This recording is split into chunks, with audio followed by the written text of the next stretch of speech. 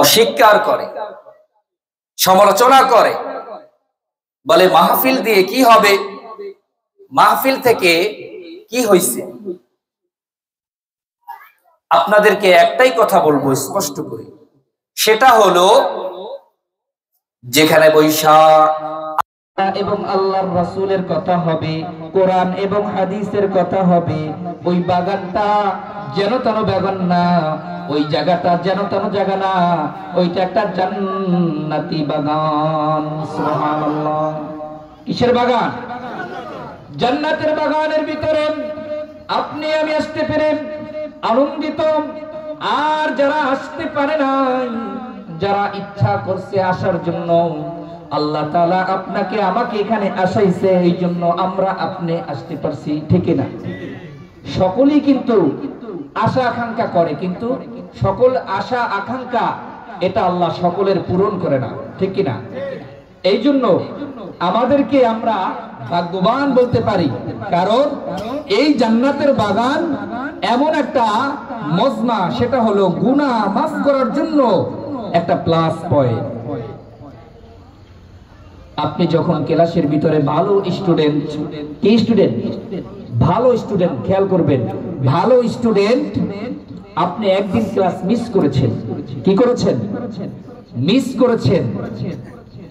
এখন প্রধান শিক্ষক দ্বারা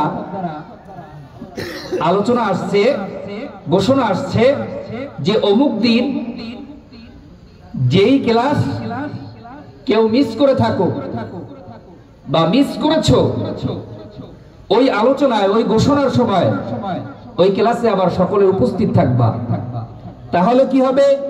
যে ক্লাস যে মিস করেছে, ওই ক্লাসের পড়াটা সে আবার ঠিক মতন পাবে, ঠিক না?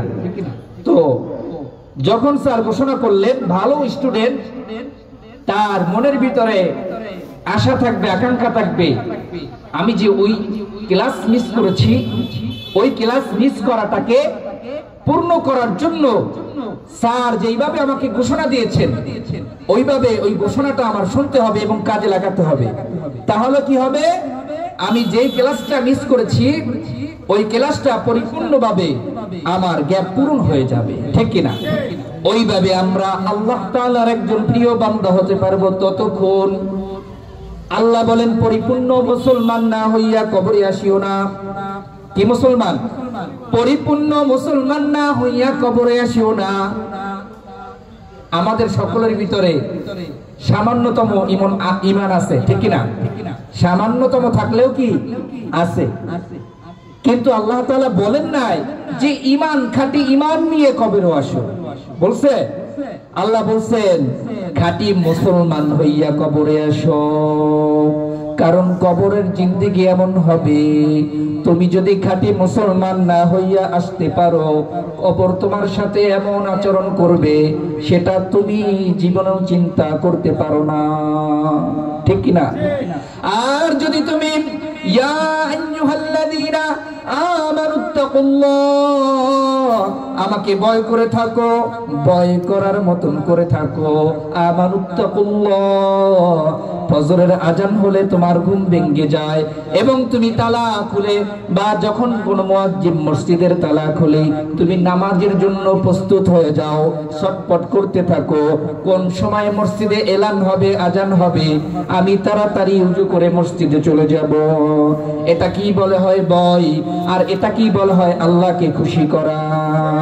আল্লাহ বলেন, ইয়া আইয়ুহাল্লাযীনা আমানুত্তাকুল্লাহ হাক্কা তুকাতিহি ওয়া লা তামুতুন্না ইল্লা ওয়া আনতুম মুসলিমুন। আল্লাহ বলেন, আমাকে ভয় করার মতন করো, যেইভাবে ভয় করলে আল্লাহ আমি তোমাদের উপরে খুশি হয়ে যাব।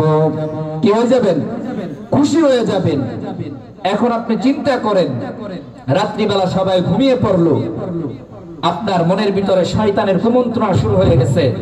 শয়তান এমন ভাবে আপনাকে ধোঁকা দিতেছে, দুনিয়ার সকল মানুষ ঘুমানো, এখন আপনার মনের ভিতরে টেনশন শয়তান লাগাই দিচ্ছে যে সকল তো এখন ঘুমানো, আমারও তেমন একটা পকেটটা ফাঁকা আছে, অসচল অবস্থায় চলাফেরা করতেছি, এখন দেখি একটা দান মারা যায় কিনা।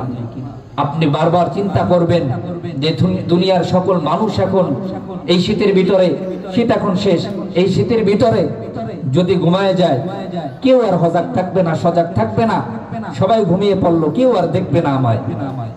এই চিন্তা করে যখন আপনি কাজ করবেন, অপরাধী কাজ করলেন, আপনি একবারও বিবেক দিয়ে চিন্তা করলেন না যে আপনার রব আপনার প্রত্যেকটা ন্যানো সেকেন্ড পর্যন্ত আপনার উপরে নজর রাখতেছে, ঠিক না?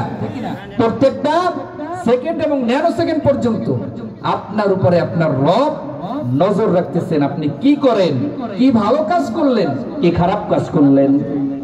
আল্লাহ মাফ করে দিতে চাইলে অবশ্যই মাফ করতে পারেন।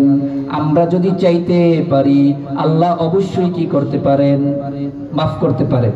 এটা আল্লাহর একটা ব্যক্তিগত পার্সোনালিটি। কোন মানুষের দেখবেন, সকল মানুষ কোন বড় মানুষের সাথে দেখা করতে হইলে পার্সোনালিটি আছে, তাদের বন্ধুত্ব, তাদের ফ্যামিলি যেইভাবে সরাসরি সাক্ষাৎ করতে পারে, একটা গ্রাম্য ব্যক্তি, একটা কৃষক, একটা রিক্সা চালক